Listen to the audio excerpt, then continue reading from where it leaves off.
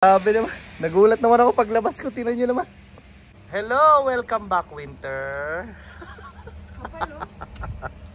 Ano yan?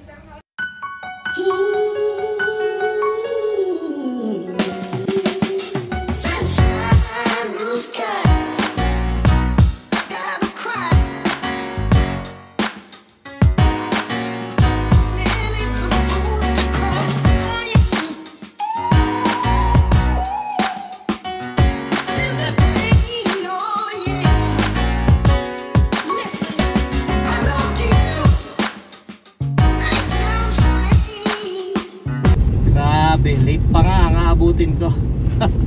Late pa nga ang inabot dahil hindi ko in-expect na ganito.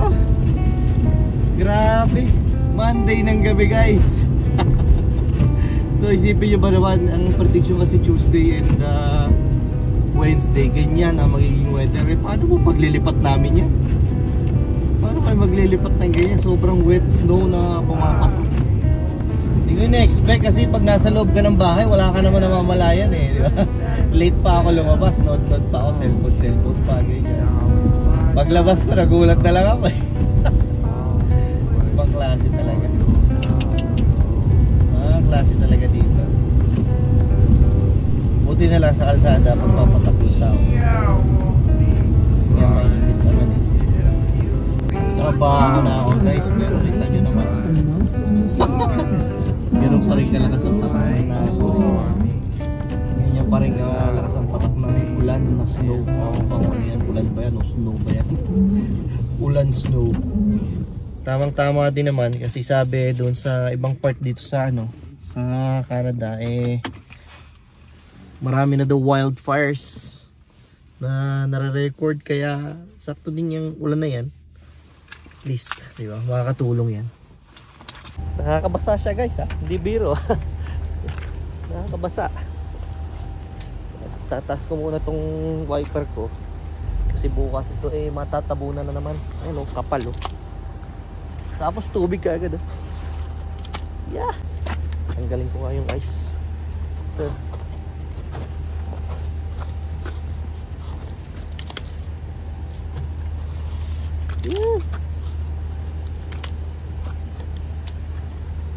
Bukas hindi sobrang tabon na tabon to mga wiper. The next day. Hello guys, kauwi ko lang. Good morning. Yan. Mira guys, tayo nyo yung yellow sa bubong ng Pagdating ko kawawa yung wiper eh. Isang bloke na kalakalaking yellow, nakapatong lahat dito. Sobrang bigat.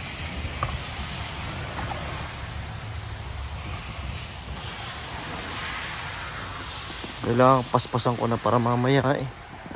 Hindi kami nagmamadali ni na kuya.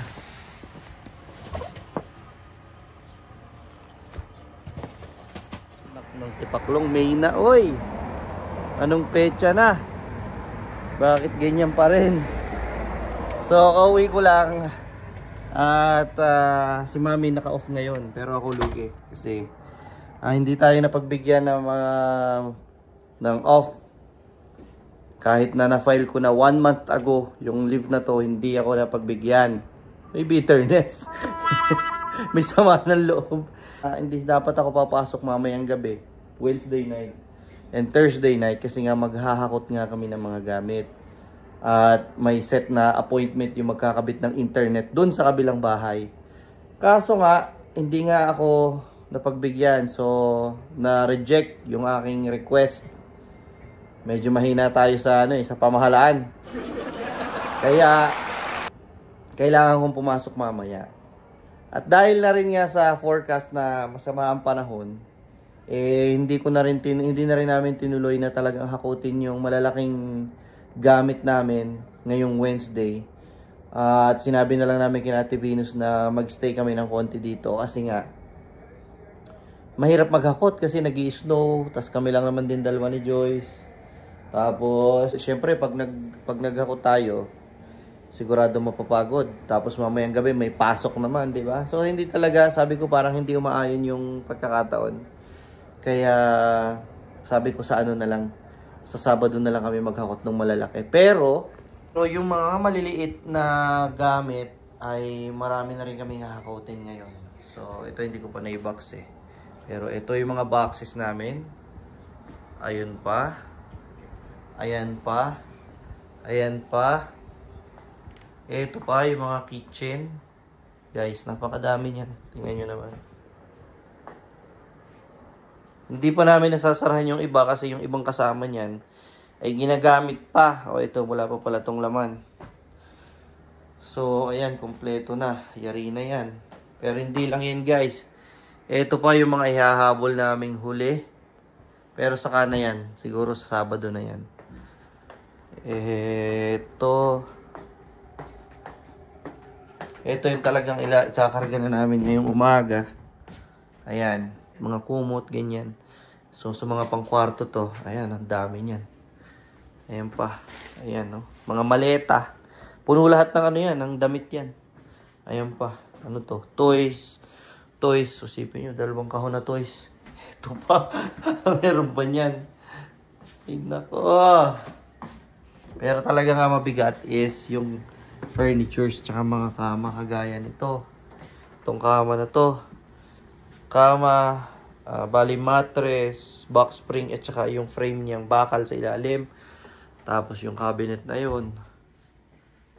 Puno, may mga damit pa rin. Hindi na rin. Ang balak namin sa damit, hindi na namin tatanggalin sa sa hanger. Tutupiin na lang namin para pagdating doon, ihahang na siya kagad, automatic. So ayan pa. Ayan pa kama. Ay, dami. So kita nyo naman guys, napakadami namin hahakutin talaga. Kaya good luck na lang sa amin. May mga nag-offer naman ng tulong, kaya lang nakakahiya na din naman mga abala pa. Kaya kami na lang ni Mami. So Sabado, yung bata, si Jeron kasama namin. Makakatulong na rin kahit paano. So ang plano namin ngayon ni Mami, matulog na lang daw nga muna ako. Tapos siya na yung maghahatid sa 2 bata since hindi naman siya papasok. Tapos mamaya 11:30 kasi yung appointment namin doon sa bahay kasi nga magwo-walk through, 'di ba? So checkin namin yung condition ng bahay bago kami lumipat at yung ito-turn over sa amin yung susi at the same time. So after ng 11:30, after ng meeting na yon, kapag okay na, kapag na-check na yung buong bahay or buong basement, ay pwede na kaming magpasok ng mga gamit namin. So dahil nga kapapasok pa ako mamayang gabi, 'di ba? Ang plano namin, tulog muna ako ng konti ngayon. So anong oras na? Alas 8. 'Di ba? So tutulog na ako ngayon, siguro mga 8:30 tutulog na ako ng 8:30. Kasi pagdating ng mga 10:30, gigising na ulit ako niyan para nga sa appointment na pupunta kami doon sa kabilang bahay. And then, after naming maghakot ng mga konting gamit hanggang mamayang hapon, sa hapon, meron pa ulit akong time matulog para naman meron akong energy pagpasok sa trabaho mamayang gabi. Pero kung sigurong napagbigyan ako walang pasok, hindi ako papasok mamaya, yung nakapag-leave ako, mas marami sana mahahakot namin. Sa buhay natin, hindi talaga laging yung plano natin, yun ang masusunod eh. May mga pagkakataon talaga na kahit na ang ganda-ganda na ng plano, pero sa huli, hindi pa rin yun ang mangyayari. Pero ang kailangan lang, maging positibo na lang tayo. Tanggapin na lang natin na may ibang plano si Lord minsan sa buhay natin, kaya yung mga plano natin hindi natutuloy. At ang mahalaga, kung ano man ang dumating sa buhay natin, ay pagtulong-tulungan natin bilang isang buong pamilya. At harapin natin ng maluwag sa loob, di ba? Yun, nakatapos kami ng first batch. Pakita ko sa inyo first batch. Yun, no? So, buti na lang, malaki yung space nito. Yung ginawa ko, nilatagan ko siya nung yung blanket na to na ginagamit namin pag nagpipiknik. Tapos, para walang magagasgas, saka ko pinatong yung mga box, mga maleta. 4 na maleta, kumasya dito. Wala na nga lang makakaupo, kundi driver lang. Kahit yung passenger sa harapan, lalagyan ko na rin yan mamaya ng something para sulit ang isang biyahe. Yun! Okay na. Itong kotse pa. Lalagyan din namin ito mamaya. Unang biyahe pa lang, marami na kagad. Talagang ang magiging problema na lang namin dito yung mga malalaki. Yung mga kama, 2 kama, yung mga couch. Yun ang magiging problema namin. Tutulog muna ako guys. At para meron akong buwelo kahit 2 hours na tulog hanggang mamaya. Kasi diretso na yun hanggang hapon yun. Gising kasi magbubuhat. Mami, saglit lang natin to. Tapos itong buhatin na to eh. Kaya nga, ito kitchen. Sunod natin. Pagbalik natin, kitchen ang susunod. Hindi, kumbaga ngayong araw, hindi mo takabuti ng alas 5 nito. Hindi, oo. Tignan mo, ang bilis natin ay karga. Yung 30 minutes lang. Ipapatas na lang din natin. Oo. Yung mamaya lang, medyo mas mahaba-haba lalakarin natin. Saka akyat mo ba tayo ng isda? Oo, kasi no short distance. Pero hindi tayo puti ng 2 oras dyan. Baka bago natin sundin yung mga bata, tapos na Tapos natin. na, oo. Makakatulog ka na. Oo, pwede makatulog. Medyo pa nga yun na mapagod na agad, tapos diretso ka tulog. Pag-uwi ng sundo. Oo. Ako na lang susundo sa bata at matulog ka na. Kung tayo matatapos. Thank you. Buti na lang. Buti na lang napagbigyan siya. Wala siyang pasok. Ako, mamayang gabi, pasok pa rin. Absent without Ganun talaga. Wala eh. Dami daw kasi nag-apply sa araw na to eh. Hindi pa pasok. Kaya, yun.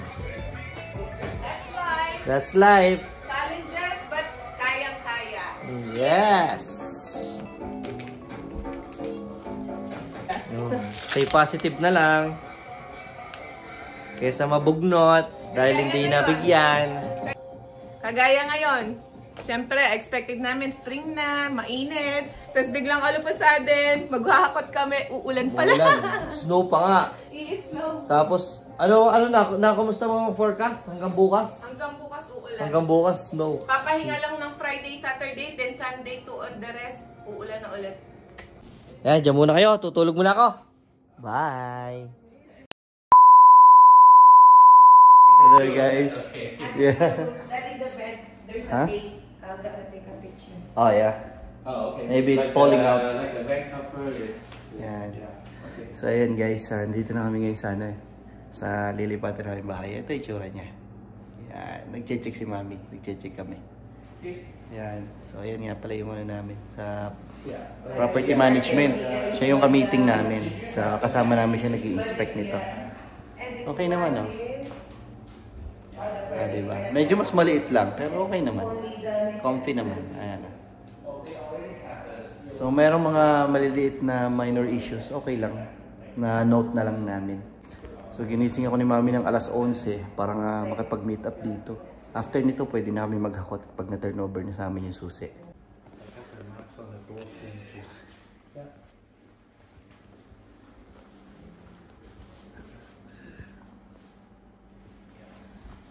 Mommy, the other one is the master's bedroom. This is the master's. Is that the master's bedroom? Yeah. Oh, really? I think this is the biggest. No, that one is bigger. Yeah. But if you have a kid, you can put like a office desk, like Yeah. a table for them for study. So, How old is your kid again? 11 and 7. Oh, okay. So so they can have a desk right here. Yeah. So these are the kind of patches that maybe the previous tenants That's did. fine. Yeah. Maybe they hang their TV The here. TV. There's Yeah. Yes. So it will be we same can do thing. that. If you do that, so patches do the touch up. Hmm. Yeah. Okay. Yeah, because like according from the tenancy, as long as the tenant fix it, patch it, and then touch up, yeah, like we gonna do it. Like even though they did patch very well. Yeah. So same thing here. The paint Just like- here is Like the paint is fading. Okay. yeah. Okay, sure. The Mhm. thing. Yeah. Okay. Yeah, I got it. So, sa 30 minutes na kami dito, malapit na kaming matapos. Na-note na lahat ng mga diferensya. At ngayon yun, si Wilson naman yung sa management. Nagte-take naman siya ng mga pictures din. Para for documentation. Ito Natuwa naman siya dito sa extra salamin. Kasi lagi kami nagagawa sa salamin eh. O dito, habang nagsasalamin ako dito, meron daw siya nito. Okay. Tapos nakaharap sa kanya. Toothbrush. Oo. Okay. Nakaharap sa kanya yung maliit. Tsaka maganda kasi malaki. Kung di ka nagtutoothbrush, ako di nila sa studio. Sabi na imagine. Ganito nga, ang shower dito iba. Ganito lang, standing na lang siya. Mas gusto namin kasi yung bathtub talaga hindi naman kailangan eh. Kaya nga. Standing na lang siyang ganyan. Tapos, ang kailangan lang namin is curtain. Tapos ito, lagyan natin ng mat, para hindi tayo madudulas. Tama. Daddy, ito ang ano pa, dito pa Yan. natin pwedeng Yan, marami tayong ilalagay dyan. Mga tissues. Oo. Ay kaso, kita mo naman kung gaano maraming tissues tayo mayroon eh. Kulang pa nga yan sa stock natin eh. Ang maganda dito, kahit na halimbawa, pinatay na namin yung mga ilaw, hindi siya complete darkness. Ayan, hindi siya complete darkness. Kasi nga, meron siya nito. Meron siya nitong ganitong pintana, may liwanag. Ibang nabibigay na liwanag eh, no? Kaya maganda. Pero syempre, pag basement talaga, kailangan talaga ng ilaw.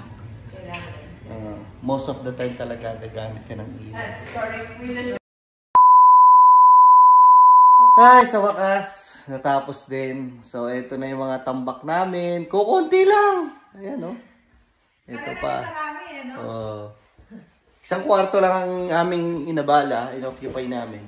Kasi ito yung malinis muna. Ito yung magiging kwarto ng dalawang bata. Kaya dito muna namin tinambak kasi hindi naman nila kailangan mangwarto kagad eh. So doon muna sila magsiksikan habang hindi pa naayos lahat. Ito yung kanilang cabinet. Ayan, closet nila. Ang dami na rin malalagay. Dami na rin malalagay. Meron naman silang drawer para sa mga damit nila eh. Tapos, ito yung aming magiging kwarto. Kinlear muna namin. Ito. So, gusto na dito kasi may dalawang source of light eh. Yung isa, tsaka ito pa. So, maliwanag. May spotlight pa. Tapos, meron siyang gantong area. Dito namin ilalagay ang diyan namin ilalagay yung TV. Yung TV. Siguro dito ko ilalagay yung aking recording studio. Recording studio. Para nailiwanagan ng araw yung mukha ko pag kumakanta-kanta ko. Yung. Tapos, ito, closet namin. Maliit lang. Marami malalagay. Bagay, marami na rin may ilalagay dyan. Ayan na lahat hangaran. May dalawa naman tayong, cabinet. Ang tawag sa ganun. Drawers. Ayan, ganyan. At na rin namin yung mga tao, yung mga tenants sa taas. So, mababait. Ang galing. Tinulungan pa. Shout out kay Rico and Aileen. Shout out kay Rico and Aileen. Tinulungan pa kami maghakot. Yun lang. At yung pala, yung kanilang, yung may-ari dati, yung pa rin naman pala yung may-ari ngayon. Yun nga lang, dahil nag-move na siya sa ibang lugar, kaya kumuha na siya ng management na maghahawak nitong property na to. Pero meron pa rin silang direct contact. So, mabait naman daw yung may-ari na yun. Kaya hopefully, yung iba nating mga gamit, mailagay natin. Kagaya ng mga bisikleta. Ayaw talaga namin pang i-dispose yung bisikleta. May isiksik naman daw namin yun doon sa taas. Yung mga camping gear. So, yun. At eto pa nga pala, may extra space pa din dito. Pwede nga yung bike, kung sinisipag ka, pwede mo lagi ibaba dito eh. Kasi, yung common area, maluwag naman siya, marami pang space, Sabi nga ng management, pwede naman maglagay ng dyan. Huwag lang yung sobrang sikip na sobrang laki ng sasakuping space. So ito galawan namin, both upstairs and downstairs tenant kasi nga nandito yung common laundry namin. Ito kami maglalaba. Yan. Kami ay uuwi na muna at mamaya ay susundo na sa bata. Magpapaduplicate pa pala kami ng susi. At mamaya siguro dali namin dito yung dalawang bata para makita nila. Siguradong marami na may imaging setup yung batang yun. Jero. Magtiti muna kami dito at hot choco. Bagay na bagay sa ganyang panahon. Napakalamig sa labas. Ulan ng ulan. Pagod sa paghahakot eh. Iyon. Ito na yung lunch namin. Donut na lang ako. Balik na ulit kami. Round 2 ng pagbubuhat. Tapos na. Success na naman. Isang puno ulit sa aming sasakyan. Ayun na. Kasama na namin mga bata. Mas mabilis kami magkakot ngayon kasi katulong namin to. Sayang naman ang kinakain yan kung hindi na nakakatulong. Hindi naman ako makatulog. Yun nga lang, 2 hours pa lang ang tulog ko. Sabi ko, tara, punta na lang tayo dito sa bahay. Maghakot ulit tayo. I won't be surprised if you leave out.